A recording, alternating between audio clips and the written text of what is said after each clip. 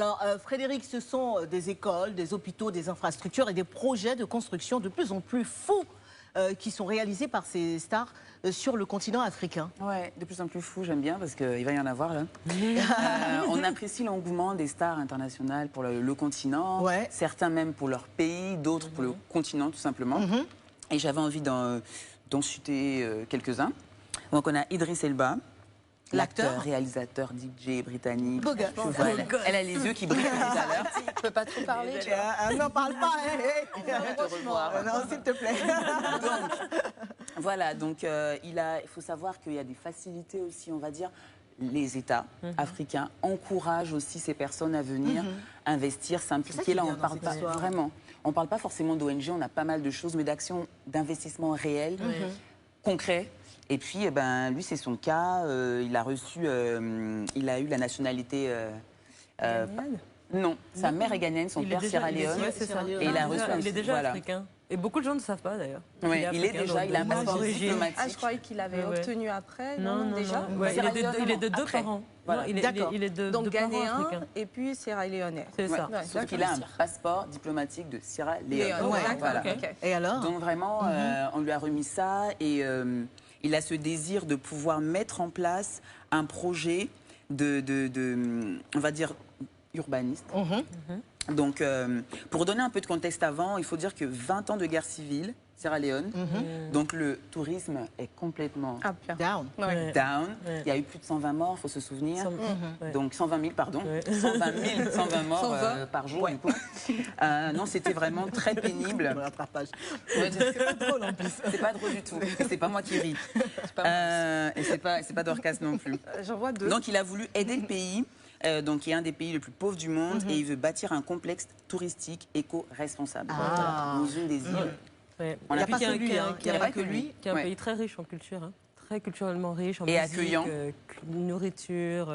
C'est un très beau pays. Ouais. Alors, il y a aussi Econ, avec Econ City. Ça, c'est vraiment d'actualité. Ça, c'est d'actualité. C'était le truc foufou de la semaine.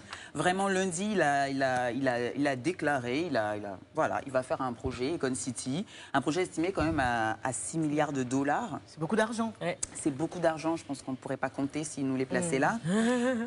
Donc, qui présente beaucoup de similitudes avec le Wakanda du film Black Panther. J'ai vu un peu la maquette. Mais il y a quelque chose qui a attiré. Dodo, pourquoi tu me regardes comme ça? Mais pourquoi est-ce que... Non, Rabia n'est pas là, je vais présenter une image. Non, est-ce que vous avez vu le regard de Dodo fait ça? Genre, tu vas parler du truc. Tu vas parler du truc. C'est vrai qu'il y a comme une espèce de... Vas-y. D'immeuble en forme de sextoy, je sais plus. Non, mais non, en fait, non. C'est moche. Aussi,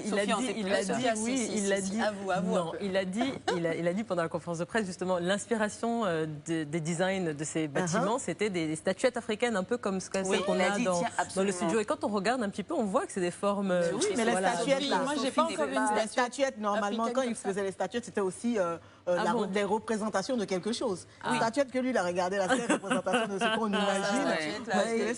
Mais en tout cas, c'est une ville futuriste. Voilà, une ville futuriste, il y tient. Mais c'est vrai qu'il y a la modernité qui sera face à toute cette ambition tradie qu'il a.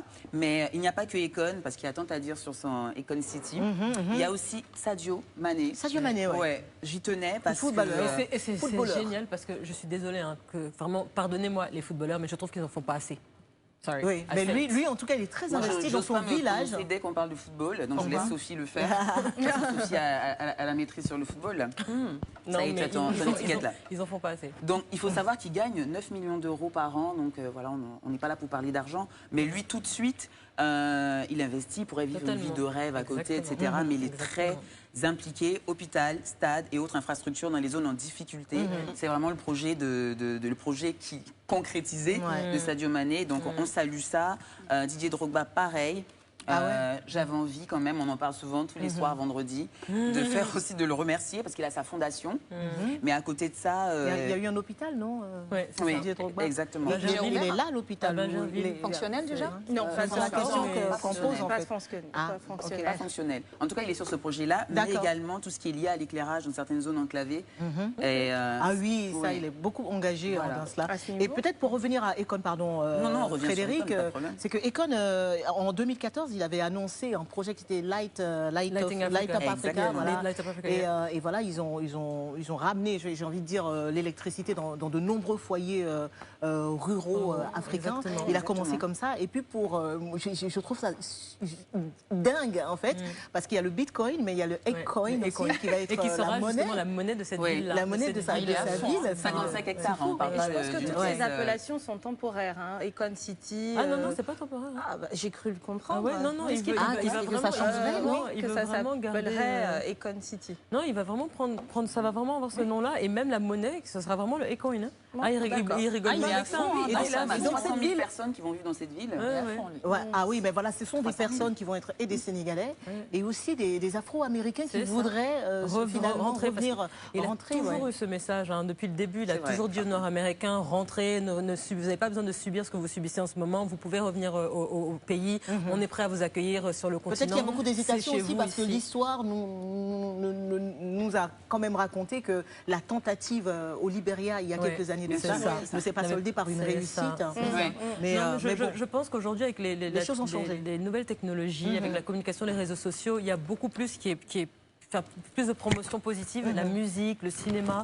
On a vu ce que Beyoncé a fait dernièrement, on a vu P. Diddy et puis Burna Boy. Donc aujourd'hui, les mentalités ont changé, ont évolué. Merci beaucoup les filles, merci Frédéric pour ce culturel.